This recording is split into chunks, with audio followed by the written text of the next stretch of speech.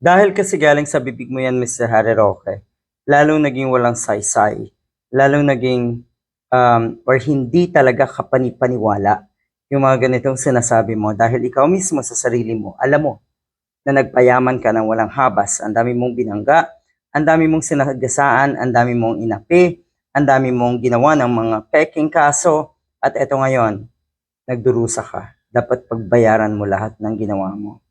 Parehong-pareho kayo eh. Natural, sasabihin mo na hindi nagpayaman. Ganyan din, ganyan ka rin eh.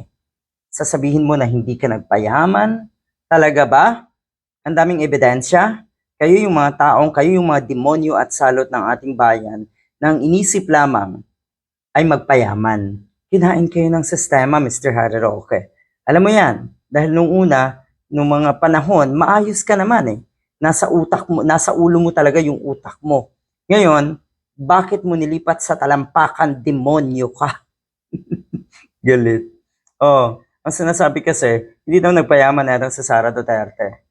Kasi daw tumitira itong si Sara Duterte ngayon sa bahay na may anay. Kung kurakot daw yan, hindi daw dapat ganyan yan. Gawin na lang nating example ang pamumuhay ng mga kapatid niya. Baste Duterte, Pulong Duterte. Ayan, kagagara at kalalaki ng mga mansyon sa Davao. At yung sinasabi niyo na simpleng buhay ni Digong doon sa lumang bahay niya, alam mo Mr. Harry Roque na front lang yon. Sino po ba ang niloloko niyo? Sarili niyo, unang-una. Pangalawa, yung mga taga-suporta niyo. Kasi ang totoo niyan, wala na naman kayong naloloko na mga matitino, mga kababayan natin na nasa tamang kaisipan. Ang naloloko niyo na lang ay yung mga taga-suporta niyo na baluktot na ang kaisipan at tanggap na sila ay forever magiging tanga.